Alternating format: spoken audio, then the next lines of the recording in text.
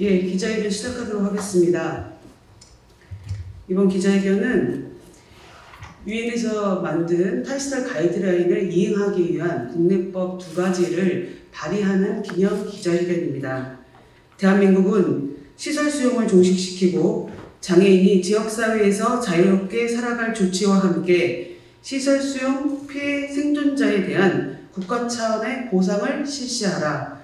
이 내용이 주요 내용입니다. 안녕하세요. 저는 전국탈시설 장애인연대 공동위원장 박경민입니다. 발달장애인도 시민이라고 외치는 피플% 사회센터에서 동료 지원가로 활동하고 있습니다. 저는 23년 동안 시설에서 살아온 시설 수용자, 생존자입니다. 1994년에 태어나자마자 미혼모 시설에서 신생아 시설 때부터 자립하기 전까지 23년 동안 윗사람들의 결정으로 큰 시설과 작은 시설로 이리저리 말없이 보내져 살아야 했습니다. 어렸을 때는 저의 동의도 여부도 물어볼 수 없다는 이유로 저를 시설에서 사는 게 당연했고 제가 성인이 되고 난 후에도 나에게 먼저 어디서 살 건지 물어봐야 했지만 아무도 내게 물어보지 않았습니다. 시설에 살면 자유가 없습니다. 내 방, 내 물건, 나만의 시간이라는 게 없었습니다.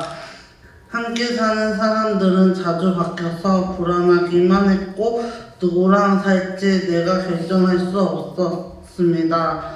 왜 나는 시설에서 살아야만 할까 매일매일 생각했습니다. 왜 우리는 원하지도 않는데 갇혀서 단체 생활을 해야 할까요? 시설을 나와 처음 자립했을 때는 외롭고 불안했지만 내가 이 사회의 한 시민으로서 살아가도 되겠다고 말해준 사람들이 점점점 생겼면서 살아갈 힘을 얻었습니다. 친구, 동료, 활동지원사, 일자리와 집이 있으면 누구나 사회에 살아갈 수 있다는 것을 알게 되었습니다. 장애인의 권리에 대해 알게 되고 시설의 문제에 외치는 활동을 하면서 나를 시설로 보낸 사람이 내 부모님만은 아니라는 걸 알게 되었습니다. 국가가 나를 보호한다는 이유로 나를 어린 시절과 나의 삶을 방치한 것에 대해 국가에게 따지고 싶습니다. 우리를 가두고 단체 생활을 할 수밖에 없는 환경을 만든 것에 대한 보상을 해야 한다고 생각합니다. 그래서 우리는 소형시설의 생존자에 대해 배보상법에 발의되어야 한다는 생각이 들었습니다. 사실이 매일 기쁩니다. 또한 수용시설에 살았던 사람들에게 공식적인 사과도 해야 한다고 생각합니다. 캐나다는 국가가 책임지고 총리가 사과를 했습니다. 우리나라도 국가가 책임지고 우리를 장애인에게 사과를 하는 그런 날들이 왔으면 좋겠습니다. 저는 시설 안에 있을 때 혼자 살아갈 힘이 없으며 시설에 사는 줄만 알았습니다. 그런데 사회에 나와보니 자립을 해서 산다는 건 동네에서 사람들과 함께 어울려 살아가는 것이었습니다. 누구나 누려야 할 권리를 장애인이고 가난하다는 이유로 누릴 수 없다고 말하는 이 사회가 장애인을 시설로 몰아내렸습니다. 발달 장애인은 사회에서 살아갈 수 없어서 시설에서 살아야 한다는 것은 핑계일 뿐입니다. 우리가 시설에서 사는 건 우리의 잘못이 아닙니다. 우리가 요구하는 건 대단한 삶이 아닙니다. 어려운 속에서 스스로의 삶을 꾸려나갈 권리와 자유를 달라는 것입니다. 그렇기 때문에 국가가 더 이상 시설을 새로 만들지 않고 시설의 문을 닫는 시설폐쇄법을 필요합니다. 누구도 살고 싶지 않는 곳에 장애인만 살고 하는 것은 사별입니다. 그동안 국가와 사회가 우리의 자유로운 삶을 막아온 것에 대해 우리는 아무런 사과를 받지 못했습니다. 수용시설은 생존에 대해 보상법과 거주시설 폐쇄법이 잘 만들어지길 바랍니다. 시설 수용 보상법과 거주시설 폐쇄법은 장애인에 대한 제도를 더 탄탄하게 만드는 법입니다. 영문도 모른 채 이 시설 저 시설을 옮겨 다니면서 살게 하는 부당한 일을 없애는 법입니다. 저처럼 그룹홈에서 나왔는 이유로 자립정착금도 못 받고 지원을 못 받는 사람들을 더 만들지 않기 위한 법입니다. 탈시설이 당연한 세계가 되면 좋겠습니다. 국가가 하루도 빨리 시설을 없애고 시설 안에서 살아온 사람들이 이제라도 발 뻗고 살아갈 수 있는 사회가 만들어주기 바랍니다. 감사합니다. 네, 정의당 국회의원 장혜영입니다. 오늘 다시 한번 이 UN 탈시설 가이드라인 이행법, 거주시설 폐쇄법과 시설 수용 피해 생존자 보상법 발의 기자회견에 함께해 주신 분들께 감사드리고요. 특히 앞서서 정말 감동적인 발언해 주신 박경림 위원장님께 다시 한번 감사의 인사를 드립니다. 저는 사실 늘 궁금했습니다. 이 세상에 어떤 사람들은 이곳 소통관에 앉아 계신 여러분들을 포함해서요. 태어난 집에서 자연스럽게 살아가고 내가 태어난 사회에서 자연스럽게 성장하는 삶을 살아가는데 다른 어떤 사람들은 장애가 있다는 이유만으로 내가 태어난 집과 사회를 떠나서 시설로 격리되어 살아가야 하는가. 도대체 그렇게 만드는 것은 장애인을 시설로 보내기로 결정한 가족인지 아니면 장애인과 비장애인이 함께 살아가기 어렵게 만든 이 사회인지 전 정말 궁금했습니다. 제가 가지고 있는 답은 설령 그 장애인을 시설에 보내는 결정의 형태가 가족에 의해서 이루어진 것처럼 보이더라도 지금 장애인을 이 사회에서 격리하고 있는 것은 이 사회 자신이다. 그리고 장애인을 함께 살아가는 것보다 장애인을 격리하는 것에 훨씬 더 많은 자원을 쏟아붓고 있는 대한민국의 정치이다. 이런 결론을 내렸습니다. 그래서 이 상황을 조금이라도 더 나은 방향으로 변화시키기 위해서 오늘 이 두 가지 법안을 발의를 하게 됐습니다. 그리고 실제로 오늘 저희가 발의하고 있는 이 법안은 이미 다른 나라에서는 비슷한 일들이 일어나고 있는 법입니다. 벌써 10년도 더 전인데요. 2013년에 당시에 캐나다 온타리오의 주지사였던 캐슬린 위는 시설 보호 정책으로 인해서 수용됐던 장애인과 그 가족들에게 공식적으로 사과를 했습니다. 캐슬린 위 주지사는 시설 수용 장애인의 인간성은 무시되었고 자신의 가족으로부터 분리되어 자신의 존엄을 갈취당했다. 라면서 장애인에게 동등한 시민권을 보장하지 않았던 정부의 잘못에 대해서 사과했습니다. 또한 우리는 고통을 겪은 모든 이들의 기억을 보호하고 그들의 이야기를 전하도록 도울 것이며 이 시대의 교훈이 사라지지 않도록 할 것입니다. 라고 말하기도 했습니다. 캐나다 온타리오주는 행정부가 주도적으로 거주시설을 폐쇄하고 장애인 탈시설 권리를 보장하기 위해 노력해온 사례로 세계적으로 손꼽히고 있습니다. 이미 한국 정부도 2008년에 유엔 장애인 권리 협약을 비준했습니다. 그리고 해당 협약은 19조에 자립적 생활 및 지역사회의 동참을 통해서 탈시설의 권리를 명시하고 있습니다. 유엔 2017년 일반논평 5호 그리고 작년에 발표된 긴급 상황을 포함한 탈시설 가이드라인에는 캐나다 온타리오주의 사례와 같이 모든 형태의 시설 수용 종식, 지역사회에서 자유롭고 안전하게 살아갈 수 있는 조치, 그리고 시설 수용 생존자에 대한 국가 차원의 사과가 필요하다는 사실을 명시하고 있습니다. 안타깝게도 지금 대한민국 정부는 정반대의 길을 가고 있습니다. 문재인 정부에서 만든 탈시설 로드맵에 따라서 시행 중인 시범 사업에서 탈시설이라는 용어를 삭제하고 예산이 집행률이 저조하다는 이유로 예산을 삭감하기도 했습니다. 탈시설 가이드라인에 따라서 시설에 대한 공공투자는 중단되어야 하지만 거주시설 운영 예산은 오히려 대폭 증액되기도 했습니다. 탈시설은 명확하게 시설 수용 정책에 대한 국가의 반성에서 출발합니다. 시설 폐쇄라는 명확한 목표를 수립하고 단계적으로 폐쇄해 나가겠다는 계획을 갖고 이와 함께 지역사회에서 동등하게 살아갈 수 있는 제도 개선, 예산 반영이 필요합니다.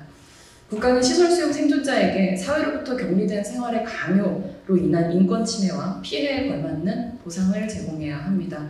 이에 저는 오늘 유엔 탈시설 가이드라인의 국내 이행을 위해 장애인 거주시설의 단계적 축소 및 폐쇄에 관한 법률안, 그리고 거주시설 수용 피해 생존자의 보상 및 지원에 관한 법률안을 발의하고자 합니다. 법안의 주요 내용은 이렇습니다. 거주시설 폐쇄법은 정부의 탈시설 로드맵에 명시된 2041년을 장애인 거주시설의 완전한 폐쇄 목표 연도로 규정하고 단계적 폐쇄에 대한 종합계획, 연도별 시행계획을 수립하고 시행하도록 규정했습니다. 인권침해 거주시설에 대해서는 국가와 지자체로 하여금 즉각적인 폐쇄를 명할 수 있게 했고 시설 거주 장애인에 대한 탈시설 및 초기 정착을 지원하도록 명시했습니다. 또한 폐쇄 명령을 이행하지 않는 거주시설 운영자에게는 이행 강제금을 부과할 수 있도록 하였습니다.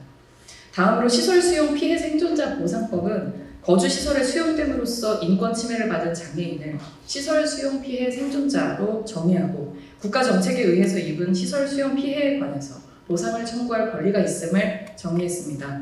그리고 국가는 시설 수용 피해 생존자에게 시설 거주 기간에 따라 위로 보상금을 지급하고 시설 수용 피해로 인한 질환 및 상위로 치료를 요하는 경우에는 의료 지원금을 지급할 수 있도록 규정했습니다. 끝으로 국무총리 소속의 시설 수용 피해 생존자 보상 심의위원회를 설치하여 시설 수용 피해 생존자의 보상 및 지원을 심의 의결하도록 했습니다.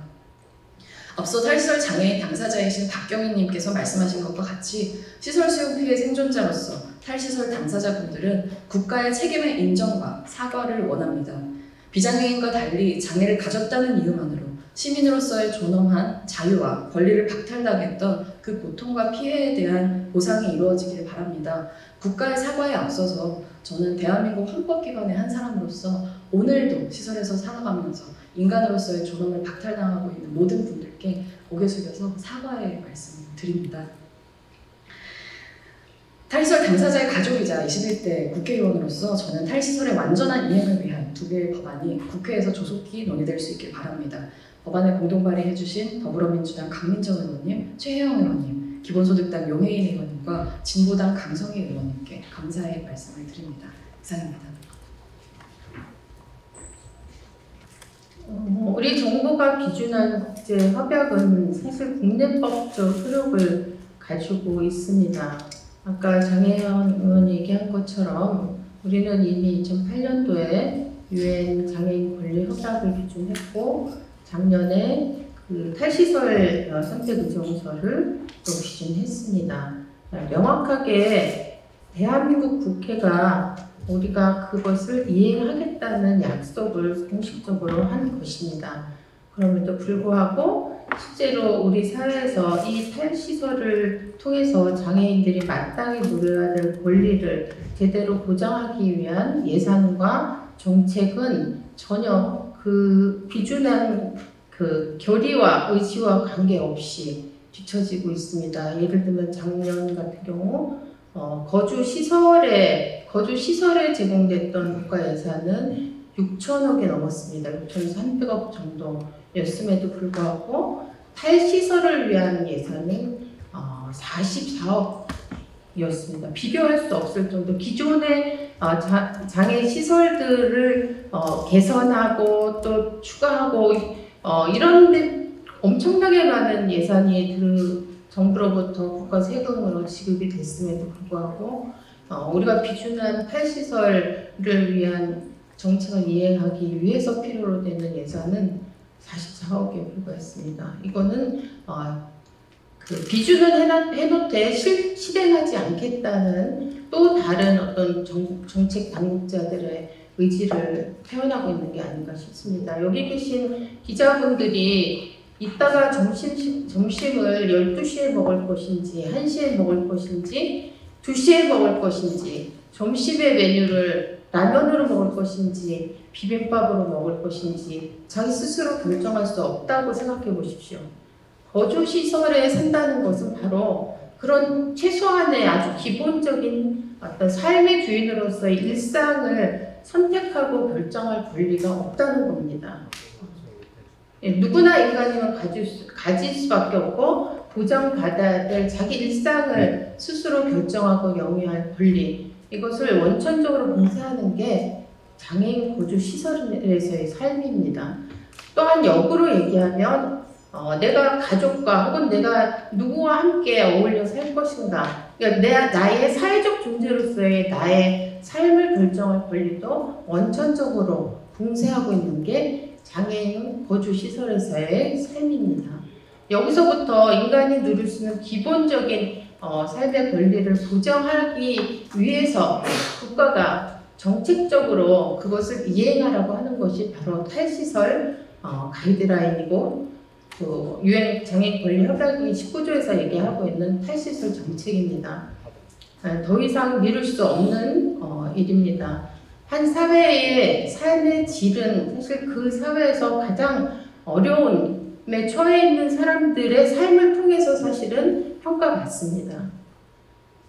우리 사회에서 장애인들이 어떤 권리를 누리고 어떤 대접을 받으면서 사회 구성원의 일원으로 살고 있는가, 이것을 보는 것이 우리 대한민국의 사회의 어떤 구성원들의 삶의 질을 저는 가장 정확하게 대변하는 지표라고 생각합니다.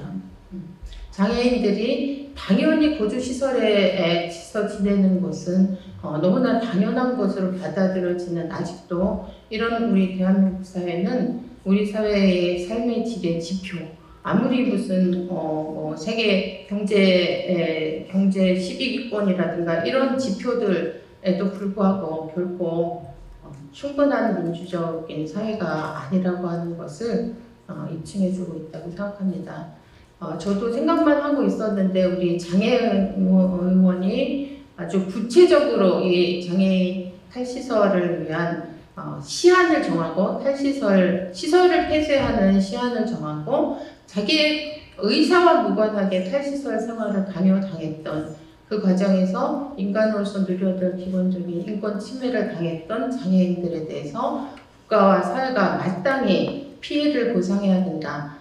이런 내용의 법안을 발의해줘서 굉장히 고맙고 감사했고 늦었지만 함께하기 위해서 공동 발의했습니다.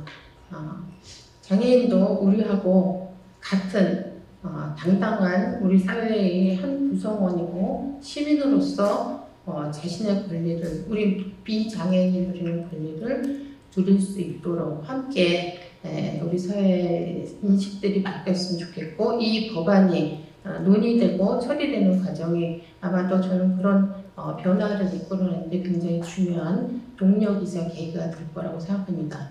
이 법안이 통과될 수 있도록 논의될 수 있도록 함께 힘을 모으도록 하겠습니다. 감사합니다. 사단법인투도의 한상원 변호사입니다. 오늘 이렇게 장애인 탈시설 운동의 새로운 역사의 장을 여는 자리에 함께 되어 기쁩니다. 정부는 2021년 8월 탈시설 장애인 지역사회 자립지원 로드맵을 발표했습니다. 20년 안에 시설을 단계적으로 축소해 나가겠다는 것이 주요 내용이었습니다. 현 정부 또한 올해 초 제6차 장애인 정책 종합계획을 수립하며 장애인 자립 및 주거 자기결정권 강화를 세부 추진 과제로 포함하였습니다. 이처럼 이미 대한민국 정부는 탈시설과 자립생활 지원을 위한 정책을 추진해 나갈 의사를 대내외에 공표해 왔습니다. 하지만 탈시설을 실현하기 위한 구체적이고 실효적인 노력과 이를 뒷받침할 국내법적 근거는 부족한 상황입니다. 장애인 탈시설은 유엔 장애인 권리협약에 따라 전 세계가 함께 나아가고 있는 정책이자 운동입니다. 유엔 장애인 권리위원회는 지난해 긴급 상황을 포함한 탈시설 가이드라인을 토대로 장애인 권리협약에 따라 각국의 탈시설 정책이 나아가야 할 방안을 명확하게 제시하였습니다. 이를 근거로 장애인 권리위원회는 지난해 9월 대한민국 정부에 대한 제2, 3차 병합심의의 최종 견해에서 탈시설 장애인 지역사회 자립지원 로드맵을 장애인 단체와 협의하여 재검토하고 이 로드맵이 장애인 권리협약에 부합하게 할 것과 이를 위한 충분한 예산과 기타 조치를 보장할 것을 권고한 바 있습니다. 유엔의 탈시설 가이드라인은 시설을 소규모하여 존속시키는 정책, 장애가 심한 장애인을 위해서 시설은 불가피하다는 주장, 시설 거주를 선택할 자유가 보장돼야 한다는 이런 주장들이 모두 유엔 장애인 권리협약과 부합하지 않는다는 것을 분명히 하고 있습니다. 대한민국의 모든 공직자들은 장애인 정책을 수립함에 있어 대한민국이 가입하고 비준한 장애인 권리협약에 부합하도록 정책을 수립해야 합니다. 특히 장애인 권리협약에 따라 탈시설 정책을 추진함에 있어서 탈시설 장애인을 포함한 장애인 당사자의 의견이 반영될 수 있도록 하여야 합니다. 그리고 무엇보다 국가 정책에 따라 다양한 시설이 운영되어 오며 발생한 장애인의 권리 침해에 대하여 분명한 사과와 재보상을 진행해야 합니다. 이 같은 장애인 권리협약과 이를 구체화한 탈시설 가이드라인을 대한민국의 정책에 반영할 수 있도록 두 가지 법안을 이번에 발의하게 되었습니다. 첫 번째 법안은 탈시설의 목표를 구체화하고 이를 달성하기 위한 분명한 기한과 구체적인 계획을 정하도록 하고 있습니다. 또한 이러한 탈시설 이행 과정에서 필요한 지원을 제공하기 위한 법적 근거를 담고 있습니다. 두 번째 법안은 이전까지 시설화 정책이 대한민국의 헌법뿐만 아니라 장애인 권리협약을 위반하여 장애인의 존엄과 인간다운 삶을 살 권리를 침해한 잘못이 있었음을 인정하고 같은 잘못을 반복하지 않도록 과거의 잘못에 대해 책임을 지는 내용을 담고 있습니다. 시설화 정책의 피해 생존자에게 보상을 지급하고 자립을 지원하는 내용이 핵심입니다. 유엔 탈시설 가이드라인은 장애인 권리협약과 국제인권규범에 따라 시설화 정책의 피해 생존자에게 보상을 제공해야 할 것을 명확히 하고 있습니다. 이와 관련하여서는 캐나다, 호주, 뉴질랜드 등 다양한 선진국에서 이 같은 보상을 지급한 선례가 있습니다. 오늘 법안 발의 후 국회에서 신속한 논의를 통하여 두 법안을 통과시켜 줄 것을 요청드립니다. 또한 정부도 장애인 권리 협약을 이행하기 위한 이 법안들이 제정되고 실제 집행될 수 있도록 적극적으로 협조해 줄 것을 요청합니다. 캐나다에서는 총리가 직접 시설에 수용되었던 발달장애인과 그 가족 앞에서 직접 사과한 바 있습니다.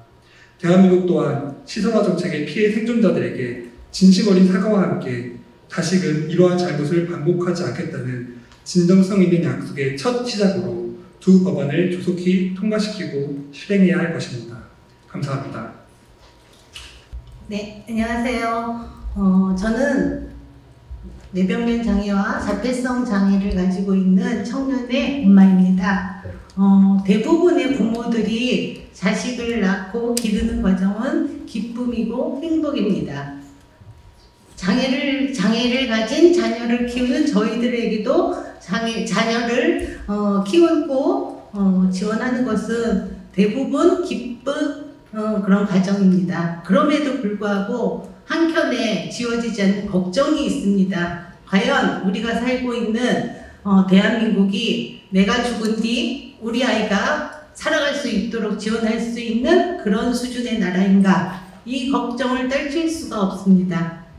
이전에 대한민국의 많은 장애인이 특히 발달장애인과 최중증 장애인들은 거주시설에 수용되는 형식으로 삶을 이어오게 했습니다. 그것은 2023년 지금도 마찬가지입니다. 어제도 오늘도 장애인 거주시설의 학대 기사를 제가 읽고 있습니다. 그리고 거주시설뿐이 아니고 지역사회에서 지금 살고 있는 장애인들이 가족에게 학대받는 기사들도 정말 자주 접할 수 있습니다. 그리고 또한 형사 고발 가해자로서 피해자로서 일어나는 많은 사건들이 있습니다. 이 사건들의 그리고 이런 상황들의 공통점이 무엇일까요? 그것은 우리나라의 발달장애인을 지원할 수 있는 제도와 정책들이 마련되어 있지 않다는 것입니다. 그리고 부모들이 자신들이 지원하기 어려워 거주시설을 선택할 수밖에 없게 만들고 또한 가정에서 돌보다가 자녀를 학대하는 그런 범죄자를 만들고 있습니다. 이는 거주시설에 살게 한 그 당사자뿐 아니라 가족에게도 국가에 의한 학대이고 폭력이라고 저는 말씀드리고 싶습니다. 지금 당장 부모가 죽으면 우리 지금 발달장애인 자녀들이 살아갈 수 없습니다. 저희 주변에서 심심치 않게 부모들이 갑자기 암에 걸리거나 사망했을 때 그 자녀의 지원을 어떻게 해야 될지 저희가 발을 동동 구르면서 여러 가지 지원책을 찾아보는데 연결할 수 있는 것이 많지 않습니다. 그 간극이 있습니다. 그런데 여전히 발달장애인의 지원을 가족에게 맡겨두고 부모들이 시설을 원한다, 거주시설의 존치를 원한다라는 이런 부끄러운 변명을 하는 것이 지금 대한민국의 정치이고 대한민국의 국격입니다. 저희는 저희가 죽은 뒤에도 지금 부모와 살던 그 상황 그대로 스스로 가고 싶은 데 가고 먹고 싶은 거 먹고 자고 싶은 시간에 자고 다른 비장애인 청년들처럼 다른 비장애인 중년 장년처럼 여행도 하고 그런 삶을 살기를 원합니다. 가족들에게 핑계를 대는 건 너무나 구차하고 염치 없는 짓이라고 말씀드리겠습니다. 그래서 오늘 이 법안들이 계기가 되어서 우리 대한민국의 장애인을 대하는 방식, 발달장애인을 대하는 방식에 대해서 사회적으로 경종을 울리는 계기가 되었으면 좋겠습니다. 부모가 자신의 죽음보다 자녀의 살날에 대해서 염려하느라 자신들의 노후를 준비하지 못하고 자신의 병이 걸렸을 때도 자신의 병 간호보다는 그런 걱정을 위해서 뛰어다녀야 되는 게 대한민국의 2023년 발달장애인과 그 가족들의 현실입니다. 이 법안 반드시 통과되고 지역사회 지원체계가 촘촘히 갖추어져서 이렇게 생존을 걱정하지 않는 그런 나라가 만들어지기를 간곡히 바라고 저도 열심히 거기에 힘을 보태겠습니다. 네, 이만 마치겠습니다.